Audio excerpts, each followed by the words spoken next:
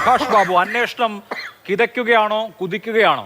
നമ്മുടെ അന്വേഷണം തുടങ്ങിയപ്പോൾ അന്വേഷണം ഈ തരത്തിൽ ദേവസ്വം ബോർഡിനെ ഭരിച്ച എല്ലാവരെയും അറസ്റ്റ് ചെയ്യുക, തന്ത്രിയെ അറസ്റ്റ് ചെയ്യുക എന്ന നിലയിലേക്ക് പുരോഗമിക്കുമെന്ന് ആദ്യഘട്ടത്തിൽ വിചാരിച്ചിരുന്നില്ല. ഉദ്യോഗസ്ഥർ മുഖ്യമായി പ്രതിസ്ഥാനത്ത് വരും എന്ന് വിചാരിച്ചിരുന്നുവെങ്കിൽ അതിനപ്പുറത്തേക്ക് പോയിരിക്കുന്നു എസ് ഐ ടിയുടെ നടപടിക്രമങ്ങളിൽ, SITയുടെ മുന്നോട്ട് പോക്കിൽ, അന്വേഷണത്തിൽ. ഈ കേസ് മേൽനോട്ടം വഹിക്കുന്ന ഈ കേസ് ആ നിലയ്ക്ക് എല്ലാ തവണയും സീൽഡ് കവറിൽ അന്വേഷണ റിപ്പോർട്ട് വാങ്ങിക്കുന്ന ഹൈക്കോടതിയിലെ ദേവസ്വം ബെഞ്ച് ഇതുവരെയും യാതൊരു അതൃപ്തിയും പ്രകടിപ്പിച്ചിട്ടില്ല എന്ന കാര്യം കൂടി പരിഗണിക്കുമ്പോൾ ഈ അന്വേഷണത്തെ എങ്ങനെ വിലയിരുത്തണം? അന്വേഷണം ഹൈക്കോടതിയിലെ ഡിവിഷൻ ബെഞ്ച് സംശയമൊന്നും പ്രകടിപ്പിക്കാത്ത സാഹചര്യത്തിൽ നമുക്കും ആ ഭാഗം അത് തന്നെ അംഗീകരിച്ച് മുന്നോട്ട് പോകാം. പക്ഷേ അന്വേഷണത്തിൽ നിന്ന് നമുക്കാകെ അറിയുന്നത് FIRൽ നിന്നും റിമാൻഡ് റിപ്പോർട്ടുകളിൽ നിന്നും സ്പെഷ്യൽ റിപ്പോർട്ടുകൾ അവിടെ കൊടുക്കുന്നതിനെ സംബന്ധിച്ചിട്ടുള്ള പത്രവാർത്തകളിൽ നിന്നും മാധ്യമ വാർത്തകളിൽ നിന്നുമാണ്. അപ്പോൾ അതിൽ നിന്ന് നമ്മൾ മനസ്സിലാക്കേണ്ടത് എന്താണെന്ന് പറഞ്ഞു കഴിഞ്ഞാൽ അവിടെ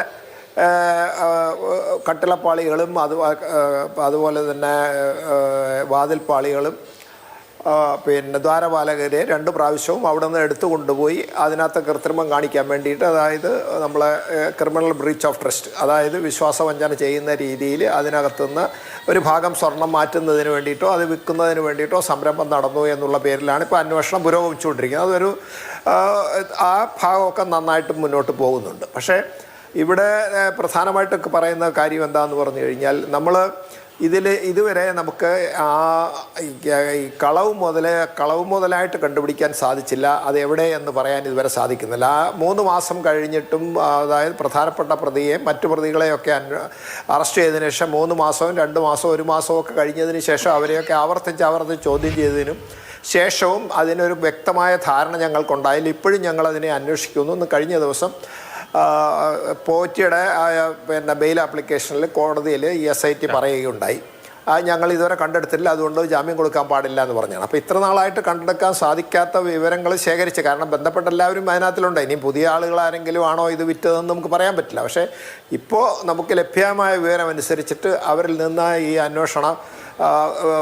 അന്വേഷണ ഉദ്യോഗസ്ഥന്മാർക്ക് ഒരു വിവരം കിട്ടുകയും അത് കണ്ടെടുക്കാൻ സാധിക്കുകയും അല്ലെങ്കിൽ അതിൻ്റെ വിവരമെങ്കിലും ശേഖരിക്കാൻ അവർക്ക് സാധിക്കേണ്ടതാണ്. അത് സാധിച്ചിട്ടില്ല എന്ന് അവർ പറയുന്നുണ്ട്. അതുകൊണ്ട് നമ്മൾ ആ ഭാഗം വിശ്വസിച്ചിട്ട് അന്വേഷണ പൂർണ്ണതയിലെത്താൻ സാധിച്ചിട്ടില്ല. അത് അവർ ഇപ്പോൾ ആ ഭാഗം അവരുടെ പരിധിയുടെ പുറത്ത് അവർക്ക് എത്തിപ്പെടാൻ പറ്റാത്ത ഒരവസ്ഥയിലുണ്ട്.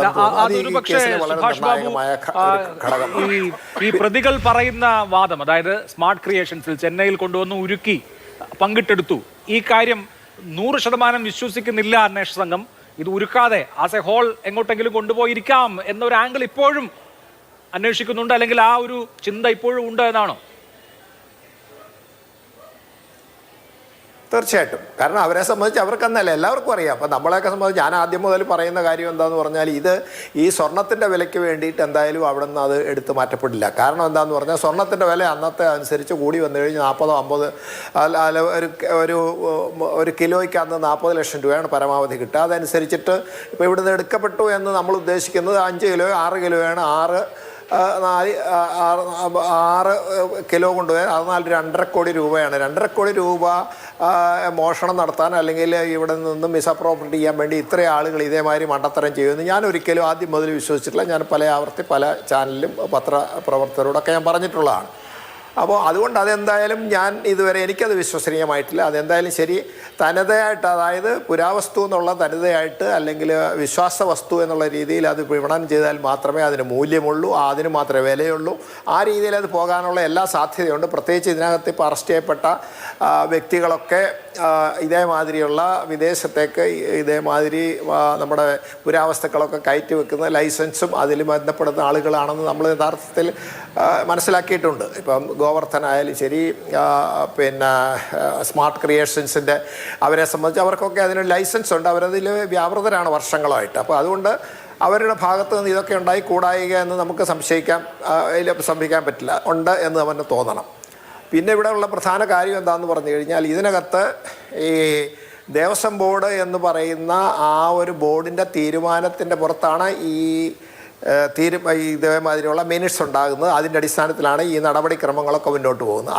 അതുകൊണ്ട് ഏറ്റവും പ്രധാനപ്പെട്ട ദേവസ്വം ബോർഡിൻ്റെ തീരുമാനം എടുക്കുന്നത് പ്രസിഡൻറ്റും 2 അംഗങ്ങളുമാണ്. അപ്പോൾ അതുകൊണ്ടാണ് അവരെ സംബന്ധിച്ച് അവർക്ക് ഇതിനകത്ത് കൂടുതൽ പ്രാധാന്യമുണ്ടെന്നും അവരാണ് ഇതിൻ്റെ പ്രധാന ഉത്തരവാദിത്തികൾ എന്നുള്ള രീതി. കാരണം അത് കൈകാര്യ കർത്തൃത്വ ഉത്തരവാദിത്തം മുഴുവൻ ഉടമസ്ഥാവകാശം മാതിരി തന്നെ അത് നോക്കുന്നത്. അതിൻ്റെ പൂർണ്ണ ഉടമസ്ഥാവകാശം നമ്മുടെ ശാസ്താവിനാണെങ്കിൽ പോലും അവരെ സംബന്ധിച്ചുള്ള അവരാണ് അത് മുഴുവനായിട്ട് നോക്കി സംരക്ഷിച്ച് അതിന് കേടുപാടുകളുണ്ടെങ്കിൽ അത് മാറ്റി അതേമാതിരി തനതായി സംരക്ഷിക്കാനുള്ള ഉത്തരവാദിത്തമുള്ള ആളുകൾ അവരുടെ തീരുമാനപ്രകാരമാണ് ഇതൊക്കെ നടക്കുന്നത്. അതാണ് അവർ പ്രധാന പ്രതികൾ. അതുകൊണ്ടാണ് 3 മെമ്പർമാർ ആയിരിക്കുന്നത്.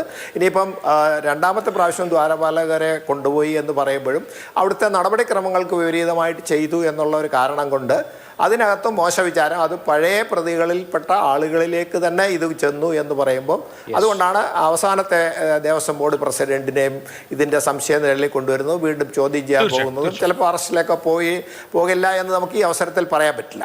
പിന്നെ ഇപ്പോൾ നേരത്തെ പറഞ്ഞിരിക്കുന്നത് എന്താണെന്ന് പറഞ്ഞാൽ വാജിവാഹനം എന്ന് പറയുന്നത് തന്ത്ര സമുച്ചയം എന്ന് പറഞ്ഞ ഒരു നിയമമാണ്. ഈ തന്ത്രിമാരെ സംബന്ധിച്ച് അവരുടെ അവകാശങ്ങളും ഇതേമാതിരി ക്ഷേത്രങ്ങളിൽ വരുന്ന ഈ റിപ്പയറുകൾ പണികളും ഒക്കെ വന്നു കഴിഞ്ഞാൽ അവിടുത്തെ കാര്യങ്ങളിൽ ഇങ്ങനെയുള്ള ലോഹനിർമ്മിതമായ ഈ വാഹനങ്ങൾ അതാത് ദൈവങ്ങളുടെ വാഹനങ്ങൾ മാറ്റപ്പെടുകയാണെങ്കിൽ അത് തന്ത്രിക്ക് അവകാശപ്പെട്ടതാണെന്ന് ഹൈക്കോടതിയിൽ നമ്മൾ 3 കേസിൽ സെറ്റിൽ ചെയ്തു എന്ന് പറഞ്ഞ് നമ്മൾ നേരത്തെ പറഞ്ഞിട്ടുള്ളതാണ്. അതിൽ നമ്മുടെ ഇവിടെ കൊടുങ്ങല്ലൂർ ക്ഷേത്രത്തിലെ ഇതേമാതിരി ഒരു വാഹനം അതായത് ദേവിയുടെ വാഹനം എങ്ങനെ സംബന്ധിച്ച തർക്കം ഉണ്ടായിരുന്നു. അതിനൊരു ഭക്തൻ കേസ് കൊടുത്തതിന് ശേഷം അതും വേറെ 2 ക്ഷേത്രത്തിലെ ഇതേമാതിരിയാണ്, ക്ഷേത്രത്തെ പേര് മറന്നുപോയി. അതനുസരിച്ചിട്ട് ഹൈക്കോടതിയിൽ വരികയും ഹൈക്കോടതി അതിൽ ഈ തന്ത്രസമുച്ചയം വായിപ്പിച്ച് ഒരു സംസ്കൃത പണ്ഡിതനെ കൊണ്ട് വിഷ്ണുനാരായണ നമ്പൂതിരി എന്ന് പറയുന്ന പ്രസിദ്ധനായ സംസ്കൃത പണ്ഡിതനെ കൊണ്ട് കോടതിയിൽ വിളിച്ച് അത് വായിച്ച് അതിൻ്റെ അർത്ഥം കോടതിയിൽ വിശദീകരിച്ചതിന് ശേഷം അതിൻ്റെ അടിസ്ഥാനത്തിൽ ഈ വാഹനങ്ങളൊക്കെ മാറ്റപ്പെടുകയാണെങ്കിൽ ലോഹനിർമ്മിതമാണെങ്കിൽ അത് ഉരുക്കിയെടുക്കുകയോ അതല്ലെങ്കിൽ തന്ത്രിക്ക് സ്വന്തമായിട്ട് അവകാശപ്പെട്ടതാണെന്നുള്ളത് അവിടുന്ന് സമർത്ഥിക്കുകയോ അതനുസരിച്ചിട്ട് തീരുമാനമെടുക്കുകയും ചെയ്തിട്ടുണ്ട്. അതുകൊണ്ടാണ് ആദ്യം മുതൽ ഈ തന്ത്രിയുടെ ഭാഗം പറയുന്ന ആളുകളൊക്കെ പറയുന്നത് തന്ത്രിക്ക് അത് അവകാശപ്പെട്ടതാണ് എന്ന് പറയുന്നത്. നമ്മുടെ നിയമം എന്ന് പറയുന്നത് ഈ തന്ത്രസമുച്ചയം എന്ന് പറയുന്നതാണ് നിയമമാണ്. അത് പ്രകാരം അദ്ദേഹം ഇത് തെറ്റില്ല എന്നുള്ള രീതി പറയുന്നുണ്ട്. അത് നമ്മൾ ഇനിയിപ്പം കോടതി തീരുമാനിച്ചതായതുകൊണ്ട് അതിനകത്ത് തർക്കിച്ചിട്ട് വലിയ കാര്യമുണ്ടെന്ന് തോന്നില്ല. അപ്പോൾ ആ വഴിക്കാതിരിക്കും അത് പോകുന്നത്. പിന്നെ തന്നെയല്ല അത് രണ്ടാമത്തെ അതായത് 2017 നടന്നൊരു കേസ് 19 നടന്നൊരു കേസുമായിട്ട് ബന്ധപ്പെടുത്തുന്നത്. ഇത് പരസ്പര ബന്ധമല്ല. അതിനകത്തിലെ പ്രതികൾ മിക്കവാറും വേറെ ആളുകളാണ് വരുന്നത്. സമയം വേറെയാണ്, സ്ഥലം അവിടെ ആണെങ്കിലും സമയം വേറെയാണ്. അതുകൊണ്ട് അത് 2 കേസുകൾ ആണ് ശരിക്കും വേണ്ടത്. ആദ്യത്തെ തന്നെ എൻ്റെ അഭിപ്രായത്തിൽ പിന്നെ വാതിൽപ്പാളികൾ കൊണ്ടുപോകാനൊരു കേസ് വേണം. അതുപോലെ തന്നെ രണ്ടാമത്തെ ഈ പ്രാവശ്യം ഈ നമ്മുടെ ദ്വാരപാലകരെ കൊണ്ടുപോകാനും ഒരു കേസ് തന്നെ വേണം. അതൊക്കെ പല പ്രാവശ്യമായിട്ട് പല സമയത്ത് നടന്നതാണ്. അതിനൊക്കെ പ്രത്യേകം കേസുകൾ. പക്ഷേ അന്വേഷിച്ചതിന് ശേഷം സ്പ്ലിറ്റ് ചെയ്ത് ആ സമയത്ത് അതിന് പ്രത്യേകമായി ചാർജ് കൊടുത്താലും മതി. എന്നാലും ആത്യന്തികമായി അതിന്റെ കുറ്റപത്ര ഘട്ടത്തിലേക്ക് കടക്കുമ്പോൾ എങ്ങനെയാവും അറിയില്ല. നമുക്കത് നോക്കാം.